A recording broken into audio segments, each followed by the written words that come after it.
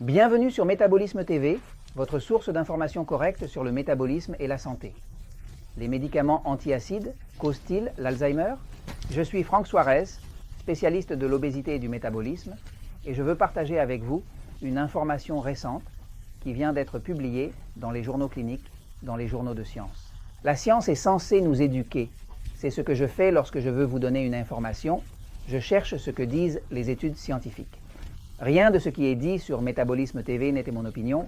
C'est seulement ce que la science dit et ce que je fais, c'est de vous le rendre simple pour que vous puissiez l'utiliser pour votre propre bénéfice, ainsi que celui de vos proches. Alors, il vient d'être découvert qu'il y a une relation très forte entre l'utilisation des antiacides. Les antiacides sont utilisés pour le reflux, pour l'acidité, pour les problèmes des personnes qui ont par exemple la bactérie pylori, cette bactérie qui attaque la paroi de l'estomac.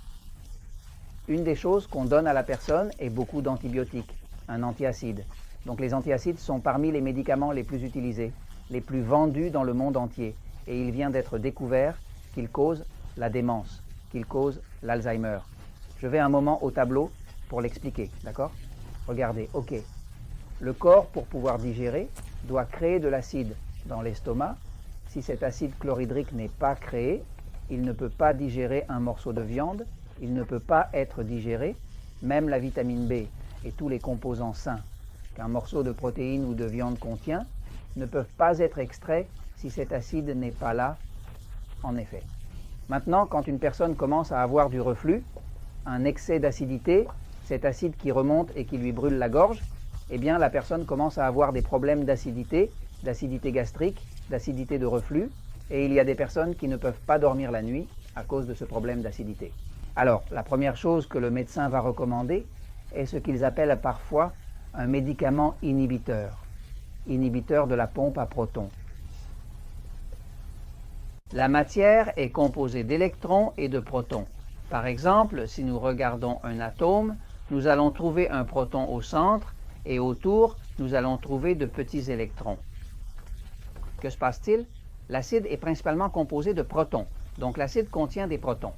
Maintenant, il y a une pompe dans le corps, dans les cellules, qui produit ces protons que nous appelons acides. Ainsi, la science a trouvé un moyen de bloquer cette pompe pour qu'elle ne produise plus d'acide. Ainsi, la méthode que la médecine utilise aujourd'hui pour contrôler l'acidité consiste à bloquer ce qui produit l'acide dont le corps a besoin pour digérer. En fait, lorsqu'une personne produit de l'acide dans l'estomac, cet acide ne l'aide pas seulement à digérer, il empêche également toute bactérie qui essaie d'entrer avec sa nourriture de survivre, car l'acide la tue instantanément. Ainsi, l'acide n'aide pas seulement à digérer, il bloque également l'entrée de tout parasite ou bactérie qui essaie de pénétrer dans le corps. Le problème est que lorsqu'une personne commence à utiliser des inhibiteurs de la pompe à potassium, qui sont les médicaments les plus couramment utilisés pour l'acidité, elle commence alors à avoir des problèmes mentaux, des problèmes de démence, des problèmes d'Alzheimer, très étendus. En fait, avec de nombreuses personnes en Allemagne, l'étude a été réalisée. Pour ceux d'entre vous qui parlent ou lisent l'anglais, elle s'appelle Association des inhibiteurs de la pompe à protons avec le risque de démence. Ce docteur l'a fait, il a dirigé l'étude, il s'agit du docteur Goom. Cette étude est une étude très grande qui a été réalisée avec 769 patients, c'est-à-dire, et elle a été menée de 2004 à 2011. Cela signifie qu'il a fallu 7 ans d'études pour arriver à des conclusions.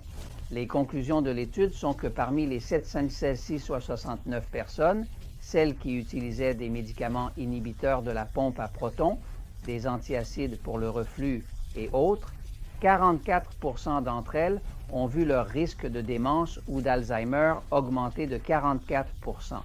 C'est-à-dire que parmi ceux qui utilisaient des antiacides, le risque augmentait après 7 ans. Le groupe qui a développé la démence ou l'Alzheimer, l'incidence a évidemment augmenté de 44% parmi ceux qui utilisaient des acides. Donc ce n'est pas un petit 1%.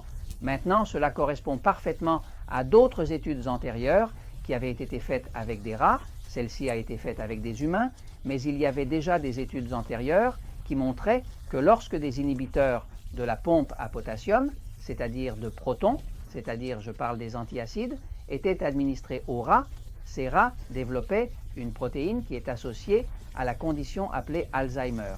Cette protéine s'appelle bêta-amyloïde. Cette protéine qui caractérise la personne atteinte d'Alzheimer se créait chez les souris, mais il n'y avait jamais eu d'étude qui corrélait l'utilisation d'antiacides avec les humains. Maintenant, il y en a une et il a été démontré que cela augmente le risque de 44% d'avoir Alzheimer ou une démence. Donc si vous voulez vraiment combattre votre acidité, je vous recommande quelque chose de naturel. L'autre chose est qu'il y a aussi une autre étude récente qui a trouvé que l'utilisation de l'antiacide augmente de 46% les problèmes rénaux, problèmes des reins. Donc, que cela vous endommage l'esprit, vous donne la démence, l'Alzheimer ou vous endommage les reins, vous pouvez l'éviter. Les antiacides les plus vendus sur tout le marché, il y a beaucoup de marques, sont Nexium, Prevacid, Trilosec, mais cela dépend de la marque que vous avez choisie. Le sujet est que si vous voulez contrôler l'excès d'acide, vous n'avez que deux choses à faire et cela fonctionne toujours. Premièrement, OK, vous devez vous hydrater. La plupart des personnes qui ont des problèmes d'acidité, j'ai travaillé avec plus de 100 et quelques 1000 personnes dans les différents pays où nous travaillons, dès que vous commencez à vous hydrater et utilisez la formule correcte d'hydratation, qui est votre poids en kilogrammes divisé par 7 égale à des verres d'eau, ou votre poids en livres divisé par 16 égale à des verres d'eau par jour. En parlant de verres de 800 onces 250 ml, lorsque vous commencez à vous hydrater vraiment, le corps cesse d'avoir des problèmes d'acidité et le reflux disparaît. Et l'autre chose à faire est de savoir quel type de système nerveux vous avez.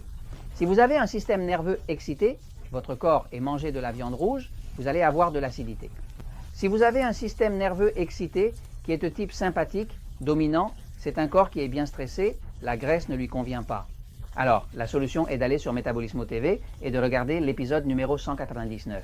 L'épisode 199 vous fait savoir si vous avez un corps passif ou excité. Tous les corps ne sont pas égaux, car nous ne sommes pas tous égaux. Donc, entre vous hydrater et savoir quel type de système nerveux vous avez et manger en conséquence, vous n'aurez pas de problème d'acidité et vous n'aurez besoin d'aucun de ces médicaments, ni de devenir dément, ni d'avoir Alzheimer, ni d'endommager vos reins. Donc, je vous dis cela parce que la vérité triomphe toujours.